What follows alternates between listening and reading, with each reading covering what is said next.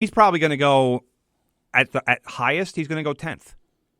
He's barely a lottery pick, but he's a guy who will be a serviceable player in the NBA. But will he be a superstar? Probably not. That being said, he's going to be picked long after Okafor, Willie Cauley-Stein, and guys like that go. But that's the weird thing about the draft is because you're looking at potential and you're looking at guys who you can build your franchise around. Is Kaminsky that guy? No, but he's a serviceable guy. He could be a part of a successful team, and he's already been on a successful team in college. So I like that pedigree part of it. You bring in guys who are used to winning, and I think that is an asset for a player as far as I'm concerned. And that's something the Knicks need too. They need someone who's going to come in and say, "Well, I was a winner, and I want to continue to be a winner." And I think that's very important. I also think what do they know about Carmelo Anthony? That maybe not sharing. Is he getting better on the time that he's supposed to be, or is he going to take longer, or is he ahead of the curve, so to speak? That's been something that I haven't seen anything about. I mean, admittedly, I really haven't been looking for it. I haven't seen anything either, but you would think they would have to know what's going on with him. Oh yeah, I don't want to say I'm sure he's going to be fine because you never know with surgery and rehab, but I have to assume that by the time training camp starts, that he's going to be ready to go. I mean, that's what they said would be the case. What the Knicks put around him remains to be seen. And you're either going to get a big man out of this draft because one of the bigs is going to fall. One of the bigs will be available when the Knicks pick, even if it is this Porzingis kid, or you're going to get some kind of a guard, or D'Angelo Russell, or this Moody Eye kid who played in China last year. I personally think Justice Winslow is too high at number 4, but who knows where the Knicks are going to go. And Winslow's not really a guard anyway. I mean, I don't know. To me, he's more of a small forward, but he's a small forward. So you're either going to have to make him a 2, but you can't make him a 3 because that's where Melo plays. Right. So it's a lot of speculation. And for the 4, you'd think things would be a little more concrete at this stage, and they're not. I mean, 3 months ago, Jahlil Okafor, everybody was saying he's the number 1 pick. Well, now it's like they're saying that Jahlil Okafor could fall to number 4. And if he does, believe me, the Knicks will snap him up. That might be the quickest draft pick since Patrick Ewing.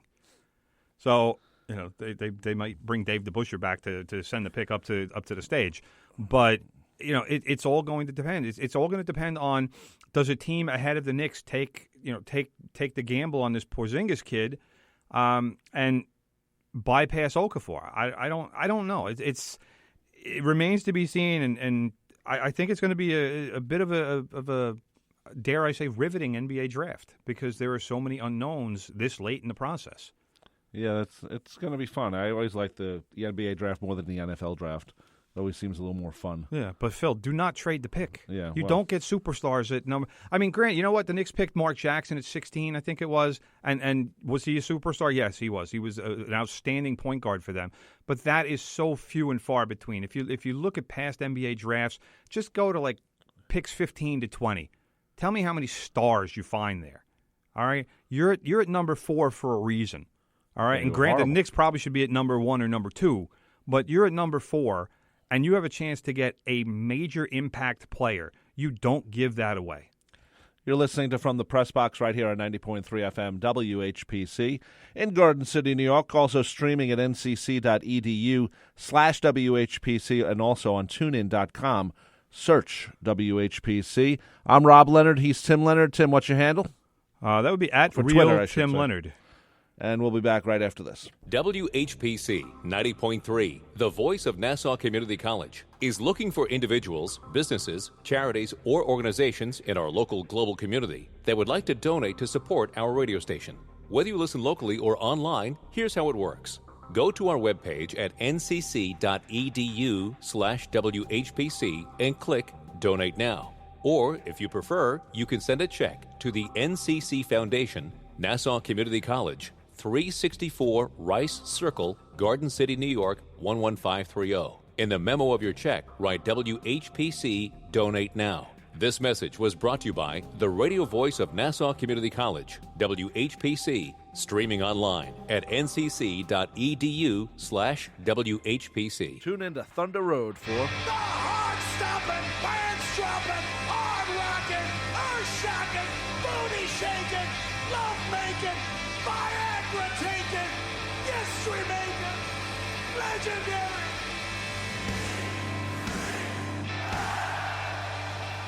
Join me, Kim Tracy, for the music of Bruce Springsteen and the E Street Band on Thunder Road, Thursdays at 11 p.m. and Sundays at 1 p.m. on 90.3 WHPC, and streaming at ncc.edu/WHPC.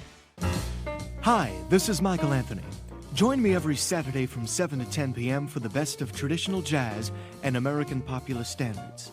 The vocalists, musicians, arrangers, and composers are always celebrated each week with artist profiles and special guests. It's a celebrated musical art form that is alive and well. So tune in every Saturday from 7 to 10 p.m. for The Unforgettables on WHPC 90.3 FM, the voice of Nassau Community College, the station that gives you music, memories, and so much more. We're back here on From the Pressbox. I'm Rob Leonard. He's award-winning sports writer Tim Leonard. And for those who don't know, this is a soccer-friendly show. And this past week, there was a big game over at Hofstra, right down the street from us here, off on Hempstead Turnpike at Superstar James Stewart Theater, Field. Stadium Field, whatever. Jimmy Stewart Stadium. You know, there's no football anymore, even though they built a stadium for football. Over at Hofstra, and if Jimmy was there, they best laid plans. There would still be football. We still have a couple players in the NFL. Yeah, not for long though. Not for long. Corbett was the biggest one to come out of there. Willie Colon for the Jets. He's still a Hofstra man. Good to hear. Good to hear. So we've been talking sports, and the Cosmos and the Red Bulls. I'm sorry, NYCFC. Played the NYCFC. Right. The team that doesn't have a name. And in my book, needs one. But every time we bring them up, I like to. I know it's every time. That was the key words there. Every time. I don't miss a chance if I can. So there was a game there. It's an exhibition. It's called the Lamar. No, it was not an exhibition. It was a real game. Oh, that is called. Let me educate you here, brother. Thank you. That is the U.S. Open Cup, which is now called the Lamar Hunt U.S. Open Cup because Lamar Hunt was so important in the formation of Major League Soccer. Yes. And owned so many teams early on and put his money where his mouth was. So they named the U.S. Open Cup after him.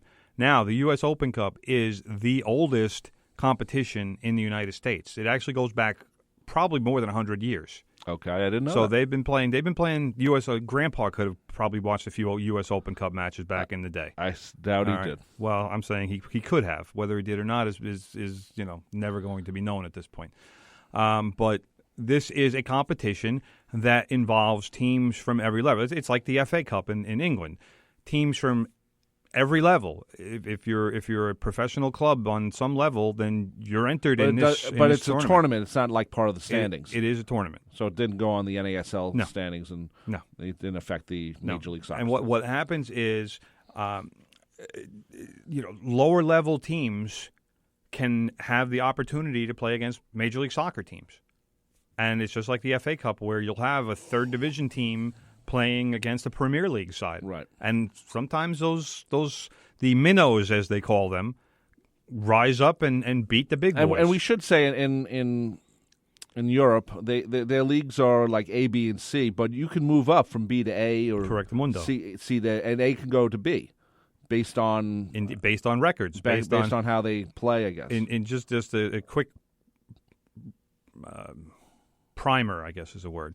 The bottom three teams from the Premier League get relegated, so they move down a level, and three teams from the lower level who have won the league or finished in the top three, and then they have playoffs and whatnot, they move into the Premier League. Year, or is yes, every year there is promotion and relegation. So this is something that can't happen in the United States because the way the leagues are set up. Imagine, like let's put it this way. Let's use the Red Sox as an example, since they've been awful for how long now, and they're awful again this year. The Red Sox, can you imagine the Red Sox, somebody telling the Red Sox, baseball telling the Red Sox, oh, we know you've spent $180 million on payroll this year, but you know what? You're awful and you finished in last place, so you're being relegated because you had one of the three worst records in our league. Wouldn't that be so happy for you? So you're going to have to play in the International League next year, AAA, and you'll be playing against Scranton Wilkes-Barre and Indianapolis and playing on those levels. And Pawtucket. So, I mean, imagine that. And that is why it can't ever happen here, is because so many millions and dare I say billions of dollars are at stake. But that's always been the way. That's why you couldn't do it here, because it wasn't done first. And when very early in the days, I mean, we're talking back in the 1800s of professional soccer in England and Europe and whatnot, they set up this system where if you don't perform, then fine, you have to move down and you have to earn your place. It keeps everyone on their toes, I think. Absolutely. But you can't do it in baseball because they set up the minor league system. And just think about like the Pawtucket Red Sox. You can't have the Red Sox with the same name. Right. Two teams with the same name. It's not a matter of two teams with the same name. It's two teams that are owned by the same corporation or affiliated by. That's the thing. I mean, in England there are no minor leagues. It's not like Tottenham would be playing Tottenham's B or something. It's every team is independently owned. So every team, I mean, there are stories of teams that started off in the 5th division that eventually made it up to the Premier League, or what was back then known as the 1st division. Right. And that sort of growth is possible if you have the right management, if you get the right players at the right time and develop around them. That sort of thing did happen. Well, we should say that the Cosmos beat NYCFC. Yes. In a shootout. It was a great game. Yes. And it was a sellout over at Stewart Stadium, and it was a great game. It was one of the best soccer games I've seen in a while. It was very, I didn't go, but I watched it. It was on MSG. Oh, okay. So it was very cool, and sounds exciting. Shootout. It was also a sellout. I'm sure the Cosmos fans are jacked, and I'm sure they made a lot of money on the game. That's the other thing with those cup games. Most of the times they'll have them at the smaller club. Right. They'll go instead, and it's also better for the bigger team, because if NYCFC had to open up Yankee Stadium for that game, now you're talking about it's going to cost them money to do all this. They don't know what kind of crowd they're going to get for the game. No. But if you have it at the smaller team stadium, you're almost guaranteed a sellout. Yeah, and it's also in the same area because they want to see the big club. There was a lot of NYCFC. Oh, I'm sure. FC. Though it is interesting, and I've said this, in the Cosmos logo where it says NY Cosmos, it's not the same. The letters look the same. They're not, but the font is very no. But it says NYC together, and I think they did that on purpose. That's just me. Tim, we got about 2 minutes left. Anything you want to get to before we leave? Yes. What is it? Let's see. Let's talk about Max Scherzer. He had a no-hitter the other day. Jose Tabata kind of ducked his elbow into a pitch to spoil the perfect game, and did reach first base before Josh Harrison flew out. So Scherzer did get a no-hitter. In his last 2 starts, Scherzer 2 complete games, 1 hit allowed in 18 innings, and 26 strikeouts. Wow. He seems to be turning himself worth into the 7 years, $210 million contract that the Nationals gave him. And we should say that the Mets and Yankees are both not in first place now, which we always keep track of that. And the Mets are on a slide, and the Yankees are almost on a slide. They're both in second place by a game. I mean, the Yankees are, I think, I want to say a game or maybe 2 behind the Tampa Bay Rays, and the Mets are a half a game behind the Nationals, if I saw that correctly. Yeah, they got beat up by the Braves this weekend. It was not pretty. The encouraging news is the Mets are playing the Brewers, I believe, this week, and the Yankees are playing the Phillies. So wins are coming, people. we can only hope. When you play the dregs of baseball, you should be winning some games. You hope so. Anything else, my brother, before we call it? I don't have my list in front of me, but what else was on the list that you had over there that you've since? That was great. Good idea. Well, I had to have a time. Our clock is off. Willie Randolph was honored by the Yankees. Let's not forget Willie Randolph. And Old Timers Day, the Yankees do ceremonies better than any franchise in sports. I give them credit on that. And they also did something really cool. They went to Willie on Friday and said, hey, we want to do something for Mel Stoudemire, who has cancer right now and has good days and bad days. And Willie, of course, being the gentleman he is, said, of course, I'd love to share my day with Mel. And also, I love Willie for the fact he took a shot at the Mets, because the Mets treated him like crap. This guy should have never been fired the way he was fired. They brought him to California. Yep. He told the Mets, if you're going to fire me, do it in New York so I don't have to fly across the country. Yep. And then the Mets fired him at like